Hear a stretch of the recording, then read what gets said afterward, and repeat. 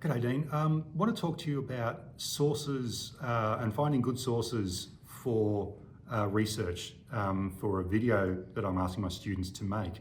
And I want them to do a lot of research to find valid sources for a point or for an argument they wish to make, and sources for and against that argument. How do I know I found a reliable source?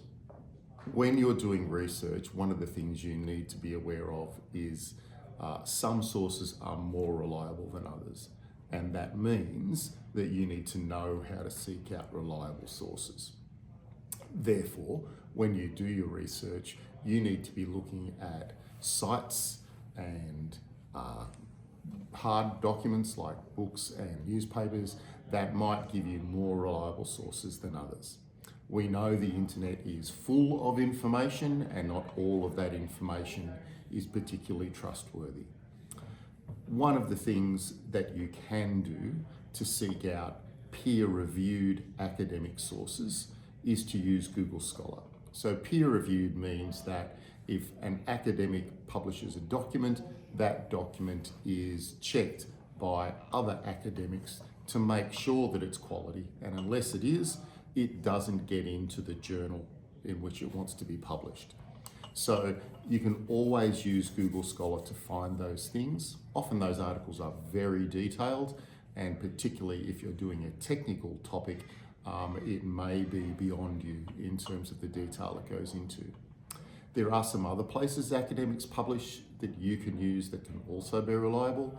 One of the ones I like is called The Conversation, which is a newspaper written by academics. So it's written for the public, but by academics. So the guys who write those articles that end up in the peer-reviewed journals, they'll write a simpler version for your average person to read, and that appears in The Conversation. It's a fantastic site. I would also recommend some of the more reliable news services. I would avoid, to be frank, anything associated with News Limited, who tend to push a line rather than give you information. My favourite newspaper in Australia for balanced journalism is called The Guardian, where you get quite good information, and it's very searchable as well. They really organise their information well. So can you explain to me how I know a source is a valid source? One of the things you need to be worried about with sources is validity, and that means whether it works as a source for the topic you are doing. Some of the factors you need to consider in validity are, firstly, the author. Is the author someone you should be trusting to write that material? Are they, for example, an expert in that area? Are they an academic? Do they have experience in that area?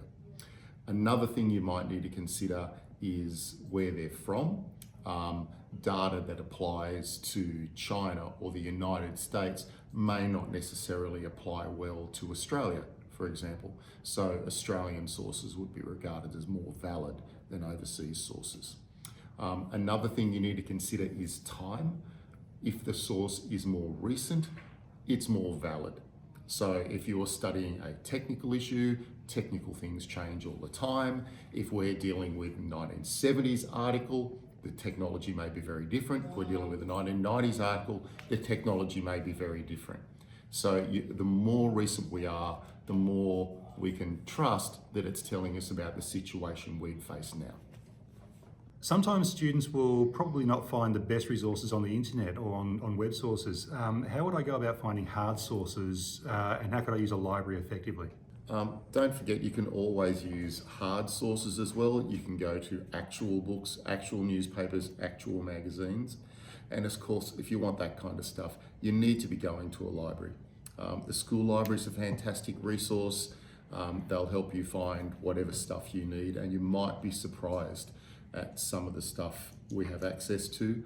And particularly, I would argue, with a contemporary issue, some of the magazines may have really good stuff that you can use. If they don't have it there, my next go-to would be Penrith Library, which is one of the great municipal libraries, frankly, in the Southern Hemisphere.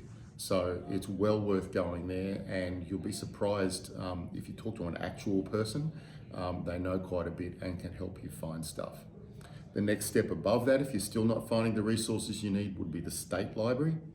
I would be hoping, frankly, that all Year 12 students would be members of the State Library, and Matt will do it. It'll cut away here to the State Library website so you can see where you can sign up as a member. But because you live in New South Wales, you have free access to every document that was ever published in New South Wales, right back to the journals of explorers and stuff, and incredible range of information. Some of that's available online. Some of that is only available by going in. But frankly, it's well worth a visit, and who doesn't like a day in town? So strongly recommend that. Thanks very much, Dean. I appreciate your time and your efforts, and I'm sure my students appreciate your help as well. Thank you.